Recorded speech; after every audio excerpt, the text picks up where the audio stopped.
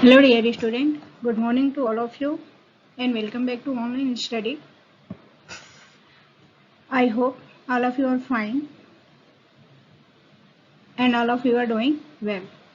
So welcome in new class with new syllabus with new session.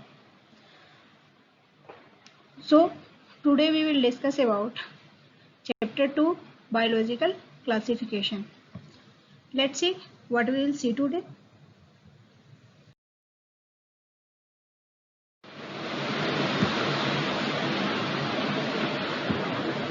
Today we will see biological classification, importance of classification, then types of classification.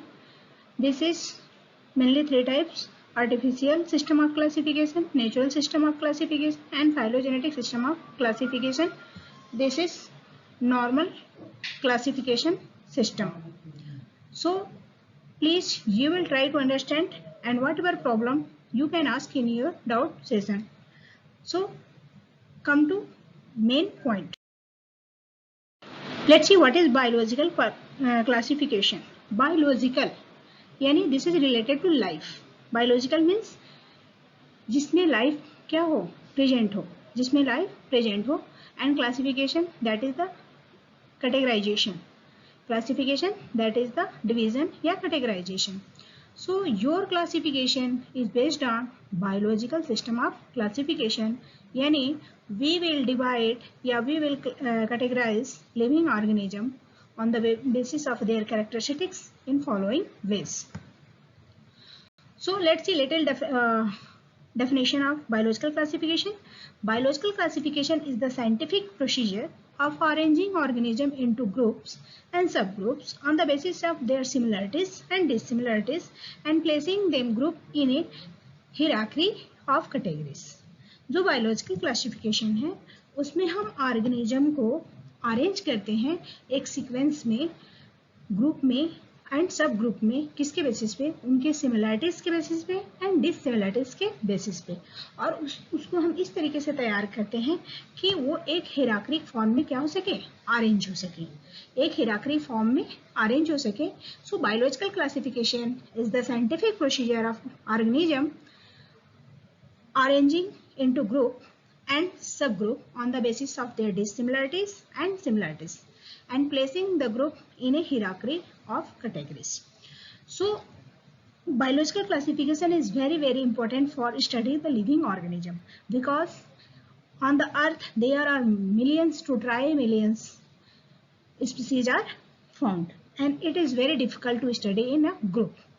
Okay, so on the basis of their physical characteristics, on the basis of their biological characteristics, ठीक है, we can categorize whole living organism in the following categories and it has help in our studies or many other things. You can see here this is the biological classification. It is divided into eubacteria and archaebacteria, protista, plantae, animalia and fungi. Okay, this is the hierarchy orange of biological classification. We will in coming class I will explain everything in detail. So please you will also try to understand. Come to next point. Let's see what is the importance of classification. Why we need to do classification. Okay, why we need to do classification.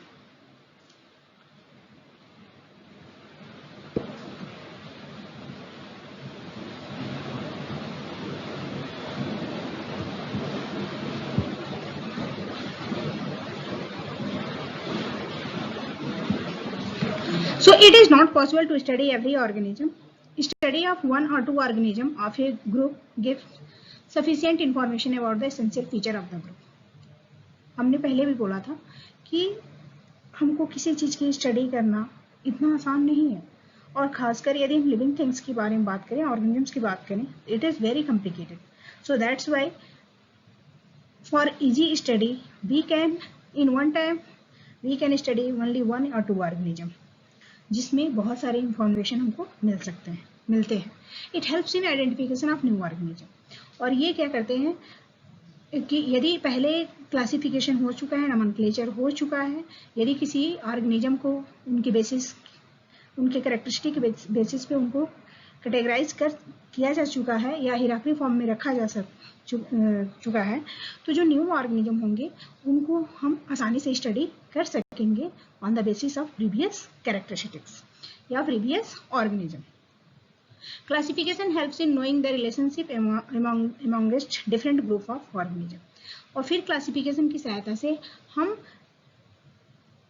Ancestor to ancestor relationship को क्या कर सकते हैं, find out कर सकते हैं, क्योंकि जो आपका classification it is very vast. ठीक है. सो जो फाइलोजेनेटिक क्लासिफिकेशन होता है उसकी सहायता से हम पता कर सकते हैं कि जो आने वाला जो बीत चुका है और जो हम न्यू ऑर्गेनिज्म है हमारे और उनके में क्या रिलेशन है. The organism of past cannot be studied without a proper system of classification. जो पहले के ऑर्गेनिज्म हैं यदि उनको कैटेगराइज नहीं किया गया रहता, क्लासिफाइड नहीं किया गया रहता, तो इतना आसान नहीं था कि हम उनके बारे में क्या कर सकें, इंफॉर्मेशन गैदर कर सकें. So these are the most importance of classification. Please try to understand. Come to next point. Let's see types of classification. So on the basis of requirement, it is divided into three main parts: artificial system of classification, natural system of classification, and phylogenetic system of classification. These are the three main parts of classification. Okay. So artificial system, this is a flowchart of classification. You can see here artificial given by artificial. It includes Aristotle classification, जिन्होंने क्या किया था, living organism को mainly two categories में divide किया था, यानी बताया था कि ये बॉटनी है और ये जूलॉजी है. देन जो आपका नेक्स्ट है नेचुरल सिस्टम क्लासिफिकेशन, ये इसको जो इसमें आता है बेंथर एंड हुकर क्लासिफिकेशन. ठीक है. इन्होंने नेचुरल कैरेक्टरिस्टिक के बेसिस पे क्या किया था, अपना क्लासिफिकेशन ऑफ व्यू दिया था. Then phylogenetic system of classification, it comes under the Hutchinson classification. Hutchinson एक साइंटिस्ट थे. Then Bentham and Hooker भी also a scientist, and Aristotle, he is the father of biology. Okay, तो ये three main system of classification है जिसको हम further next slide में detail में स्टडी करेंगे. So I hope these points are clear. Come to next point. Let's see artificial system of classification. So artificial system of classification, only one or two morphological character for grouping of organism is used. जो artificial classification है, system of classification, इसमें हम organism को categorise करने के लिए, classified करने के लिए सिर्फ एक या दो मॉर्फोलॉजिकल कैरेक्टर के बेसिस पे कर सकते हैं.